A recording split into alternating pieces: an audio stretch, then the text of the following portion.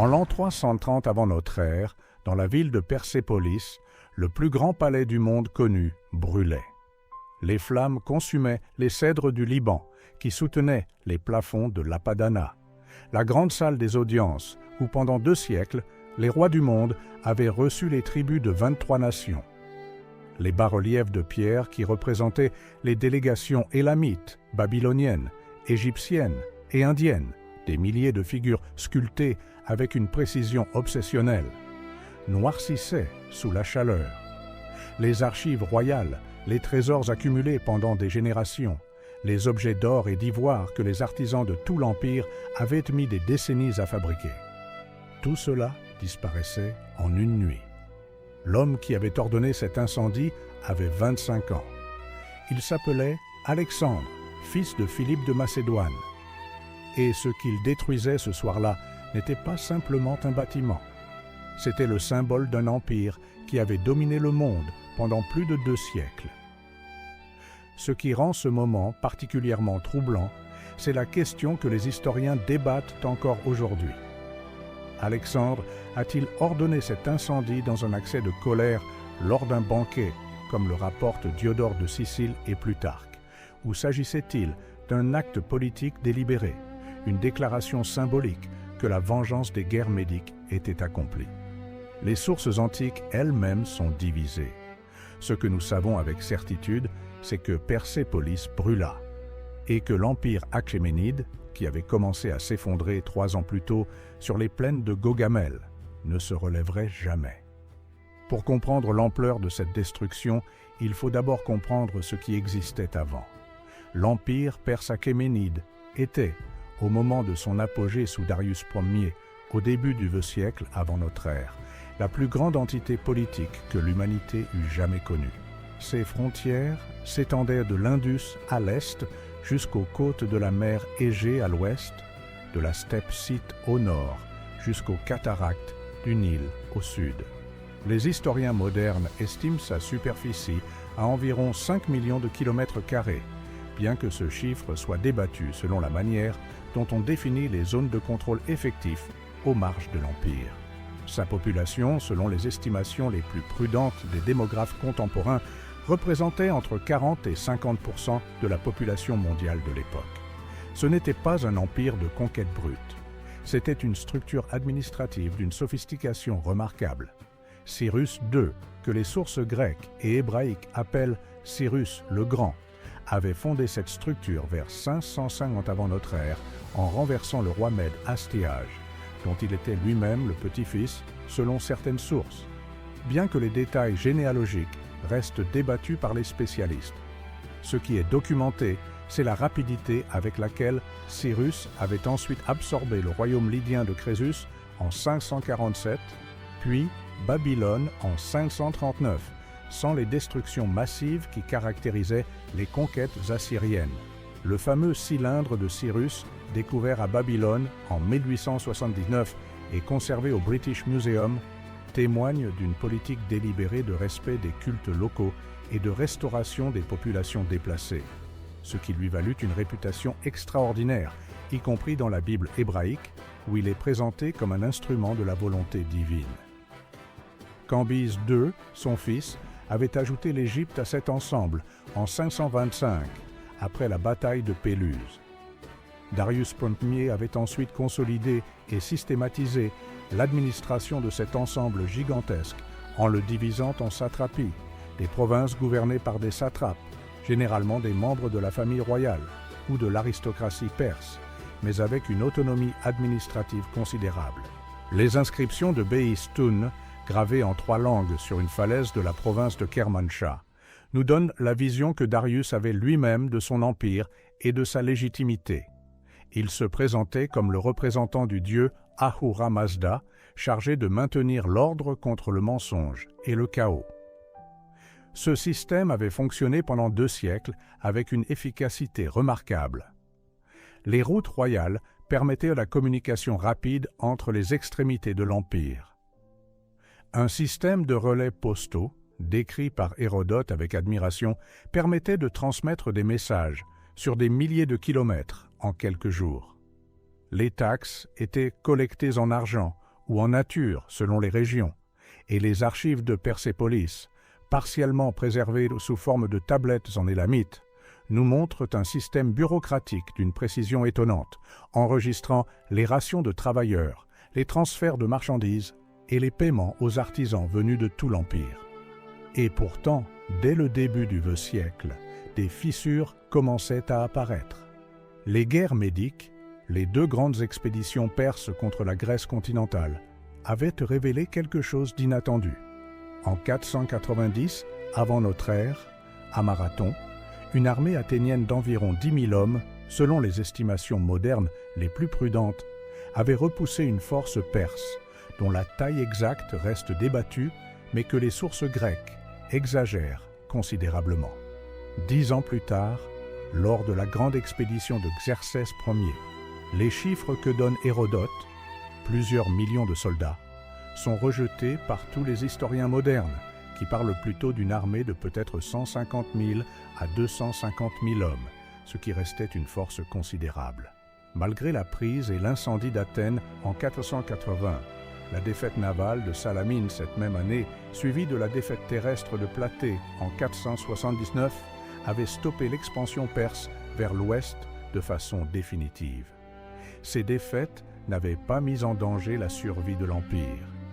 La Grèce était une périphérie, un objectif stratégique parmi d'autres. Mais elles avaient créé un précédent psychologique important. L'Empire perse n'était pas invincible.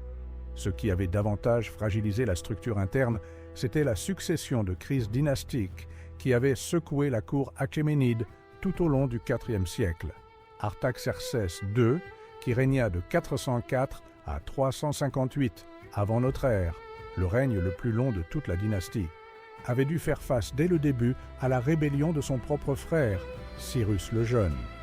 C'est cette rébellion qui nous a laissé l'un des documents militaires les plus fascinants de l'Antiquité, l'Anabase de Xénophon, le récit de la retraite des 10 000, ces mercenaires grecs qui avaient combattu pour Cyrus le Jeune à Cunaxa en 401 et qui avaient dû se frayer un chemin depuis le cœur de la Mésopotamie jusqu'à la mer Noire après la mort de leur commanditaire.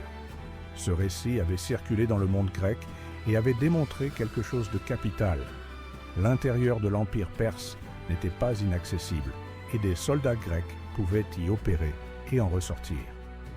Artaxerxès III, qui régna de 358 à 338, avait tenté une restauration autoritaire de l'Empire, reconquérant l'Égypte qui s'était émancipée et réprimant plusieurs révoltes de satrapes.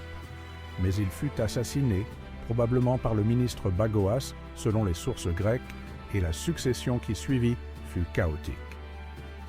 Arses, son fils, ne régna que 2 ans avant d'être lui aussi éliminé.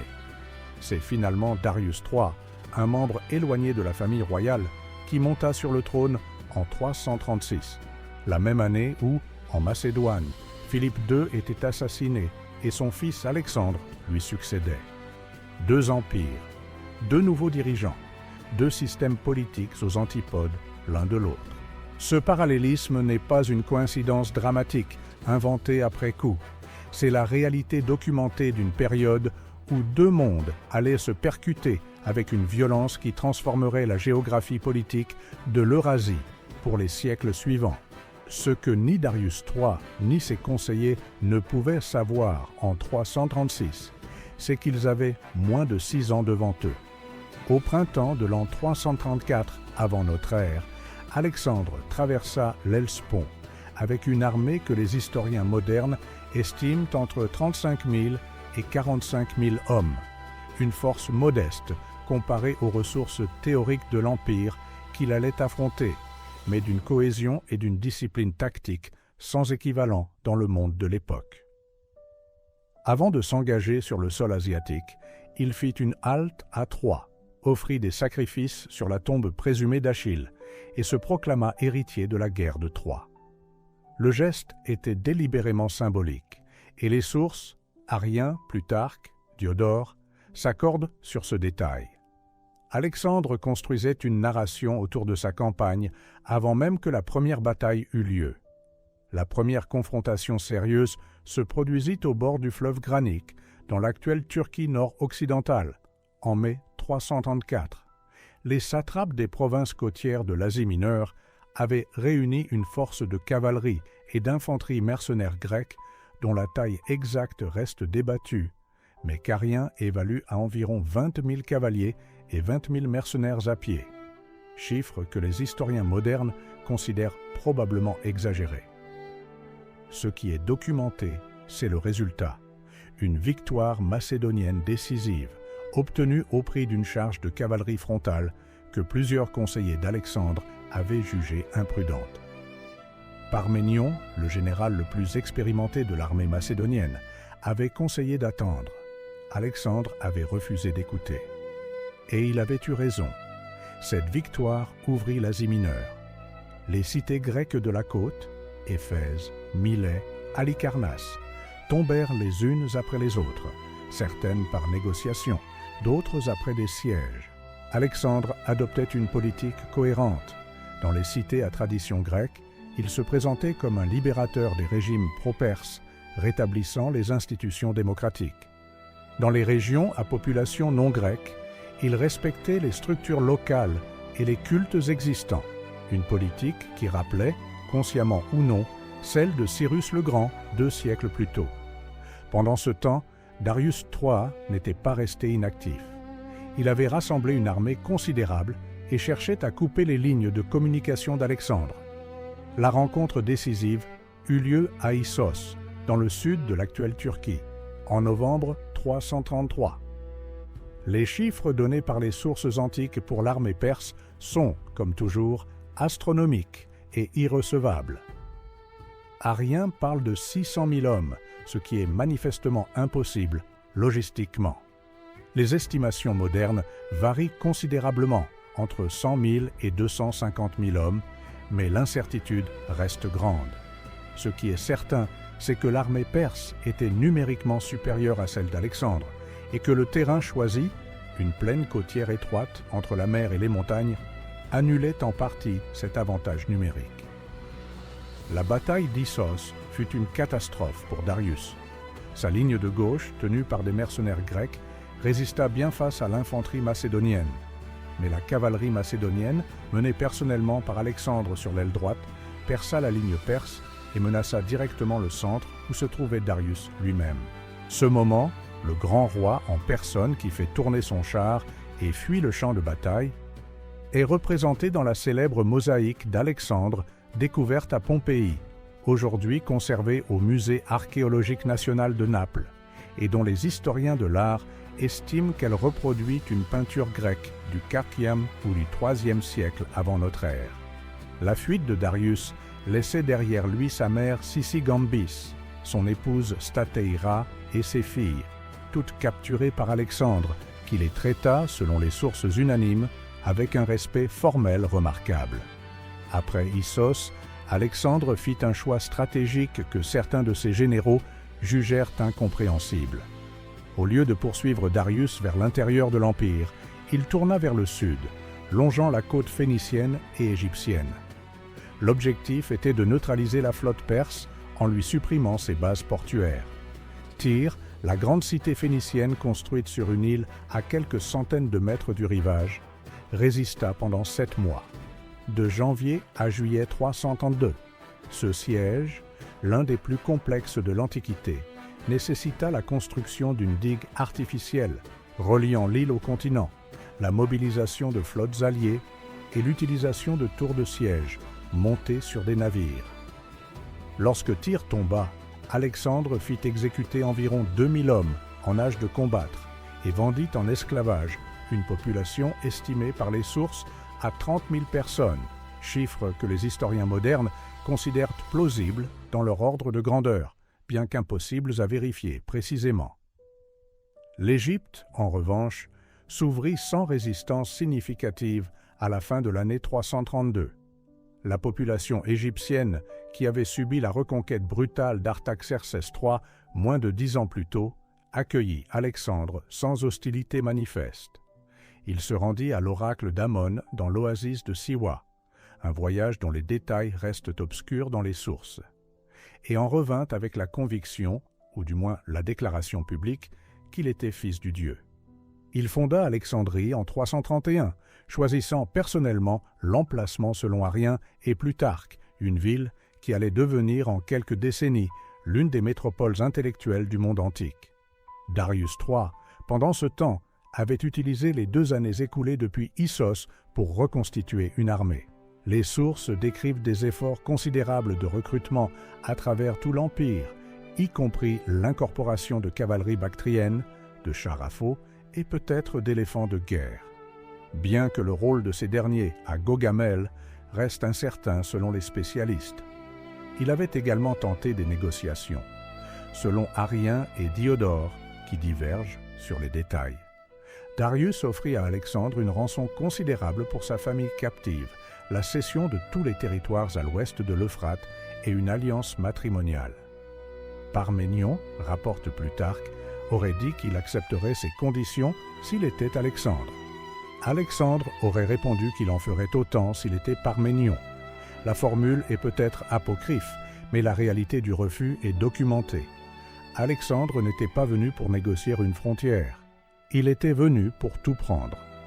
La bataille décisive eut lieu le 1er octobre 331, avant notre ère, sur la plaine de Gaugamel, dans l'actuel nord de l'Irak, près de la ville moderne de Mossoul.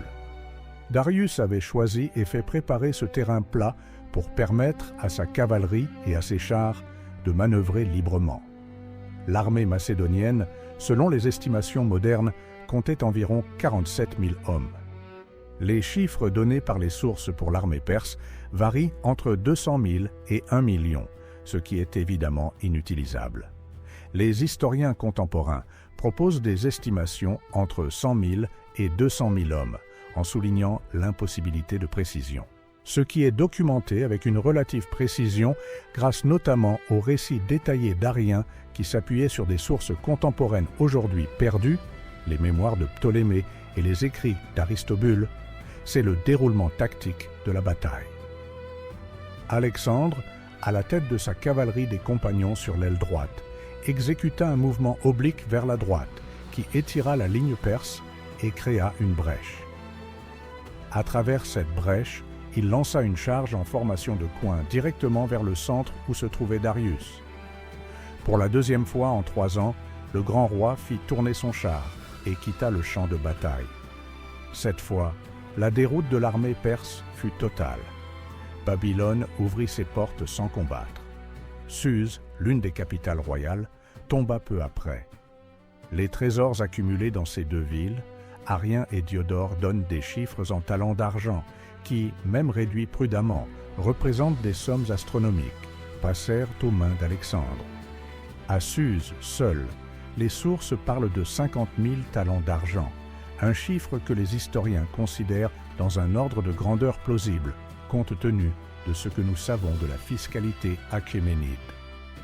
Puis vint Persépolis, la ville cérémonielle par excellence de l'Empire, siège symbolique de la royauté achéménide, fut prise en janvier 330.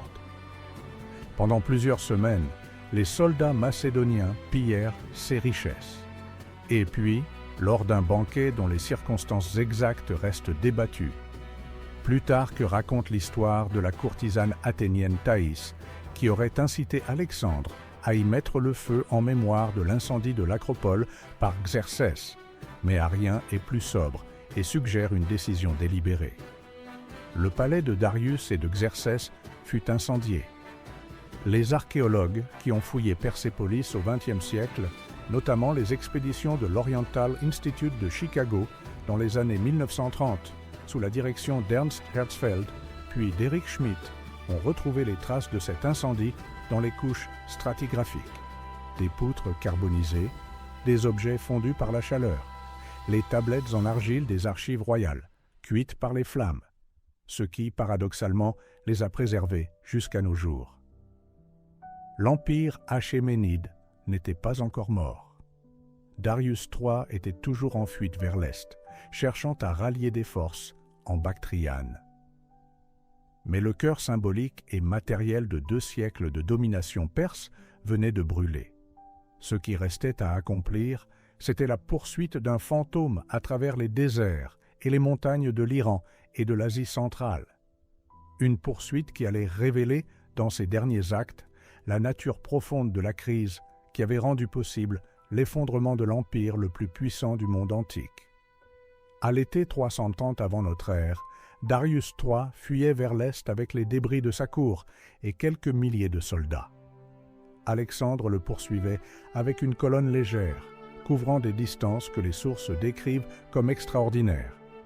Arrien mentionne des étapes de 50 km par jour pour les unités les plus rapides, ce qui correspond aux capacités documentées de la cavalerie macédonienne en campagne intensive. La poursuite traversait les montagnes au sud de la mer Caspienne, dans une région que les anciens appelaient les portes caspiennes. Ce qui se passa ensuite fut l'un des dénouements les plus sombres de toute l'Antiquité. Bessus, le satrape de Bactriane et cousin de Darius, avait décidé que le grand roi était devenu un fardeau. Avec plusieurs autres satrapes, dont Nabarzanès, le commandant de la cavalerie royale, il avait ourdi une conspiration. Darius fut arrêté par ses propres hommes, mis au fer et transporté dans un chariot comme prisonnier. Lorsque l'avant-garde macédonienne, guidée par des déserteurs perses, selon Arrien, rattrapa enfin le convoi dans les environs de l'actuel Damghan en Iran, les conjurés poignardèrent Darius et s'enfuirent vers le nord. Alexandre trouva le grand roi mourant ou déjà mort. Les sources divergent sur ce dernier détail, abandonné au bord de la route. Bessus se proclama alors grand roi sous le nom d'Artaxerxès V, revendiquant la légitimité achéménide. Mais cette revendication était vide. Sans Persépolis, sans les trésors royaux, sans l'administration centrale, le titre ne signifiait plus rien. Alexandre, en revanche, utilisait la mort de Darius de façon politiquement habile. Il organisa des funérailles royales dignes de ce rang et fit transporter le corps à Persépolis pour y être inhumé selon la tradition achéménide. Il se présentait désormais non pas comme le destructeur de l'empire perse, mais comme son héritier légitime et le vengeur du roi assassiné par des traîtres. Cette transformation rhétorique n'était pas que de la propagande. Elle correspondait à une évolution réelle de la politique d'Alexandre. À mesure qu'il avançait vers l'est, en Parthie, en Ariane, en Bactriane, Alexandre adoptait progressivement des éléments de la cour achéménide. Il commença à porter certains vêtements perses, introduisit des Perses dans son entourage immédiat et, vers 328 ou 327, tenta d'imposer la proskinèse, la prosternation rituelle devant le roi pratiquée à la cour perse, à ses compagnons macédoniens. Cette tentative échoua face à la résistance de ses officiers, qui considéraient ce geste comme une marque d'adoration réservée aux dieux, incompatible avec leur statut d'homme libre. Le philosophe Callisthène d'Olynte, neveu d'Aristote et historien officiel de la campagne, fut l'un des opposants les plus explicites à cette mesure. Il fut arrêté peu après, accusé de complicité dans une conspiration de pages. La réalité de cette conspiration reste débattue par les historiens, et mourut en captivité.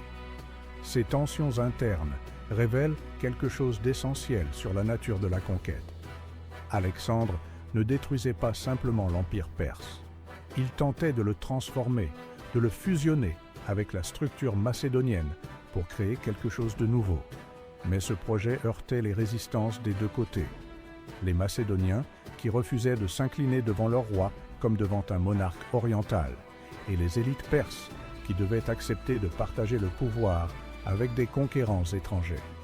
La campagne contre Bessus illustre la complexité de cette période.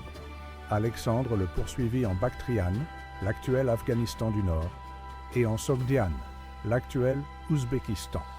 Ces régions, à la marge orientale de l'ancien empire achéménide, posaient des problèmes militaires d'un type entièrement différent de ceux rencontrés à Issos ou Gaugamel. Il n'y avait pas de grande armée à vaincre en bataille rangée, mais une résistance dispersée, des forteresses perchées sur des rochers, des guérillas menées par des chefs locaux qui connaissaient parfaitement leur terrain. Bessus fut finalement livré à Alexandre en 329 par Spitamenès, un noble sogdien qui avait d'abord semblé disposé à négocier. Mais Spitamenès se retourna ensuite contre Alexandre et mena une résistance acharnée en Sogdiane pendant près de 2 ans, infligeant plusieurs défaites sévères au détachement macédonien. Arrien mentionne notamment un engagement près de la rivière Polytimète, probablement l'actuel Zeravshan, où un corps macédonien fut sévèrement battu, bien que les chiffres exacts des pertes restent incertains. Ce n'est qu'en 328 que Spitamenès fut éliminé, tué selon les sources par ses propres alliés scythes qui cherchaient à négocier avec Alexandre. C'est pendant ces années de campagne difficiles en Asie centrale qu'éclata l'un des épisodes les plus troublants de la biographie d'Alexandre, le meurtre de Clitus le Noir. Clitus, commandant de la cavalerie royale, avait sauvé la vie d'Alexandre au Granique en lui coupant le bras d'un cavalier perse qui allait le frapper.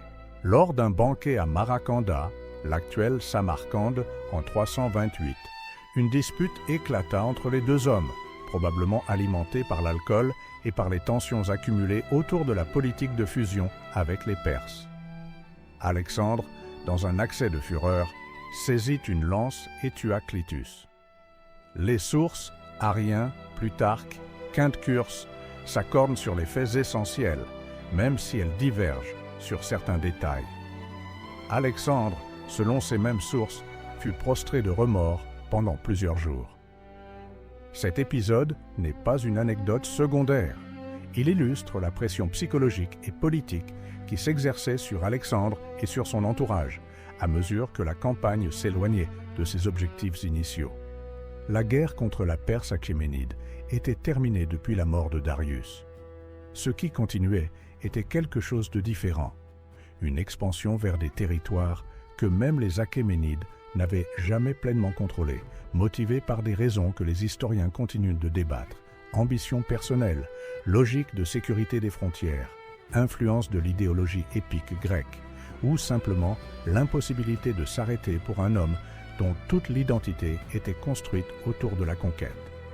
En 327, Alexandre franchit l'Hindu-Kush et pénétra dans le sous-continent indien.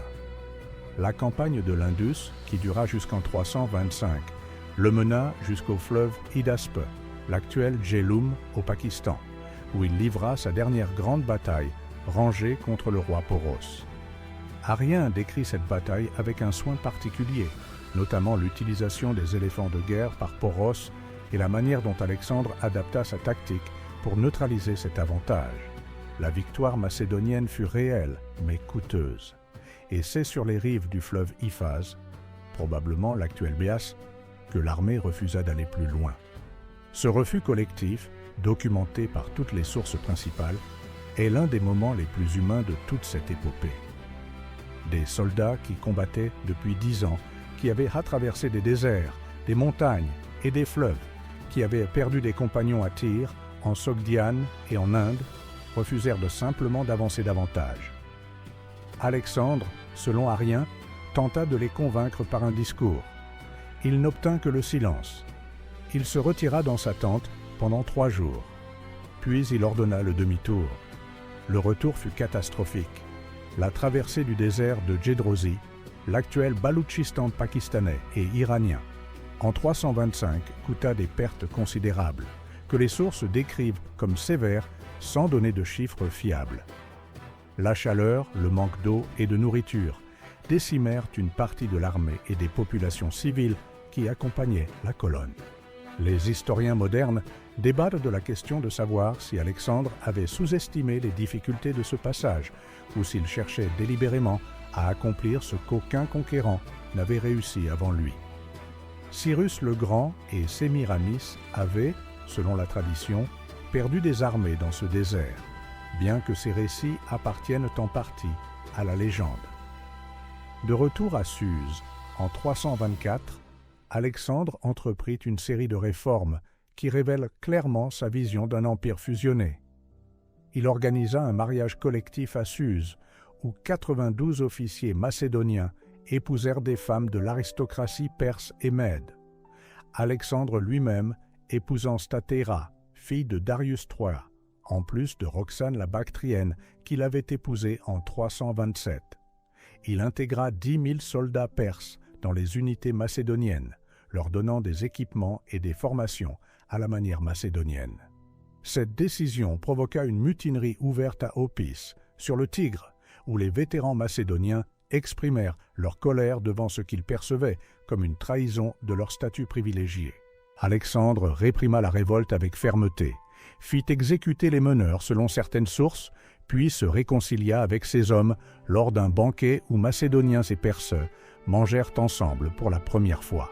Ce moment à Opis est peut-être le plus révélateur de toute la période post-achéménide.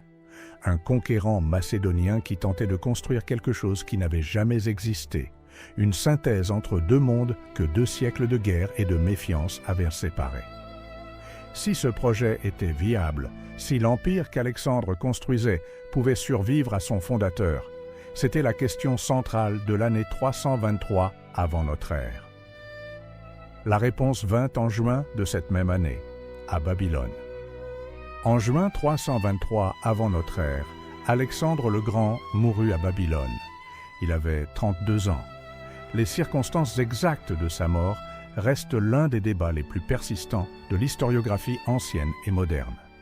Les sources antiques, Arien, Plutarque, Diodore, s'accordent sur les symptômes, une fièvre qui dura plusieurs jours, une faiblesse progressive, la perte de la voix vers la fin. Certaines sources mentionnent un banquet chez l'amiral Néarque, la nuit précédant l'apparition des premiers symptômes, et une consommation importante de vin. Les théories modernes ont proposé une fièvre typhoïde compliquée par une pneumonie, une intoxication alcoolique chronique, aggravée par une infection bactérienne, ou encore un empoisonnement. Cette dernière hypothèse, avancée dès l'Antiquité par certaines sources, est considérée par la majorité des historiens contemporains comme non prouvée et probablement fausse, bien qu'elle ne puisse être définitivement exclue. Une étude publiée en 2019 dans la revue Ancient History Bulletin par le chercheur Léo Schepp a relancé l'hypothèse d'un empoisonnement au vérâtre blanc, mais cette proposition reste minoritaire dans le débat académique. Ce qui est certain, c'est qu'Alexandre mourut sans avoir désigné de successeur clair. Lorsque ses généraux lui demandèrent à qui il léguait son empire, il aurait répondu, selon Diodore, « au plus digne ». Cette formule, peut-être apocryphe, résumait néanmoins parfaitement la catastrophe qui allait suivre. L'empire qu'Alexandre laissait derrière lui s'étendait de la Macédoine et de la Grèce à l'ouest jusqu'aux confins du Punjab à l'est, englobant l'Égypte, la Mésopotamie, la Perse, la Bactriane et une partie de l'Inde. C'était la plus grande entité politique que le monde méditerranéen et proche oriental eût jamais connue. Et elle n'avait pas de mécanisme de succession établi. Ce qui suivit, les historiens l'appellent les guerres des diadoques, les successeurs en grec. Cette période, qui s'étend approximativement de 323 à 281 avant notre ère, vit les généraux d'Alexandre se déchirer pendant 40 ans pour contrôler les fragments de cet empire. Perdiccas, Antipatros, Cratère, Antigone le Borgne, Ptolémée, Séleucos, Lysimaque, Cassandre. Ces noms représentent une génération d'hommes qui avaient grandi à l'ombre d'Alexandre, qui avaient appris à faire la guerre à son école et qui allaient maintenant s'entretuer avec une férocité remarquable. Les conséquences pour les territoires de l'ancien empire perse furent profondes et durables. L'Égypte échut à Ptolémée, fils de Lagos, qui avait été l'un des compagnons les plus proches d'Alexandre. Ptolémée fit transférer le corps d'Alexandre, qui avait d'abord été dirigé vers la Macédoine, à Alexandrie, comprenant que posséder la dépouille du conquérant conférait une légitimité symbolique considérable. Il fonda une dynastie qui allait régner sur l'Égypte pendant près de 3 siècles, jusqu'à la mort de Cléopâtre VII en 30 avant notre ère. Les Ptolémées adoptèrent le titre pharaonique, soutinrent les cultes égyptiens traditionnels tout en maintenant une cour grecque et firent d'Alexandrie l'un des centres intellectuels les plus importants du monde antique, avec sa bibliothèque dont les origines remontent précisément à cette période, même si les détails de sa fondation restent partiellement obscurs dans les sources. Les territoires centraux de l'ancien empire achéménide, la Mésopotamie, la Perse, la Médie, la Bactriane, échurent finalement à Séleucos après une série de guerres et de négociations complexes. L'empire séleucide qu'il fonda était, sur le papier, l'héritier direct de la structure achéménide en termes de territoire. Mais sa nature était fondamentalement différente. Là où les Achéménides avaient maintenu un système administratif cohérent, respectant les cultures de locales, tout en imposant une autorité centrale claire, les Séleucides gouvernaient un ensemble hétérogène de populations avec des ressources humaines grecques et macédoniennes, insuffisantes pour administrer efficacement des territoires aussi vastes. La fragilité de cette construction apparut rapidement. Dès le milieu du IIIe siècle avant notre ère, la Bactriane et la Parthie se détachèrent de l'empire séleucide pour former des royaumes indépendants. Le royaume gréco-bactrien, fondé vers 250 avant notre ère, est l'un des phénomènes les plus fascinants de cette période.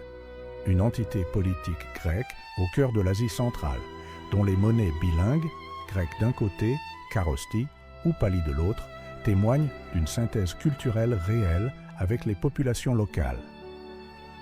Les fouilles archéologiques d'Aï Khanoum, dans l'actuel Afghanistan du Nord, ont mis au jour une ville grecque complète, avec son théâtre, son gymnase et ses inscriptions philosophiques delphiques, abandonnées vers 145 avant notre ère, lors des invasions des peuples nomades venus de la steppe.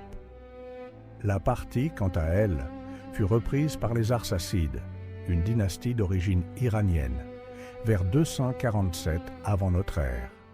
Les Parthes allèrent progressivement reprendre le contrôle de la majeure partie de l'Iran et de la Mésopotamie au cours du IIe siècle, fondant un empire qui se présentait explicitement comme l'héritier de la tradition iranienne pré-alexandrine.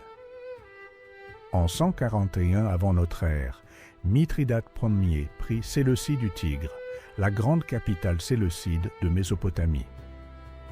L'empire séleucide se réduisit progressivement à la Syrie et à une partie de l'Anatolie, avant d'être finalement absorbé par Rome en 64 avant notre ère, lorsque Pompée en fit la province romaine de Syrie. Ce processus de fragmentation et de recomposition soulève une question que les historiens débattent depuis des générations. La conquête d'Alexandre a-t-elle réellement anéanti l'Empire perse ou a-t-elle simplement provoqué une interruption avant que les traditions politiques et culturelles iraniennes ne se reconstituent sous de nouvelles formes? L'argument en faveur d'une continuité profonde est solide. La langue araméenne, qui avait servi de lingua franca administrative à l'empire achéménide, continua à être utilisée dans les chancelleries de la région pendant des siècles. Les structures de la satrapie furent maintenues, sous d'autres noms, par les Séleucides, puis par les Parthes.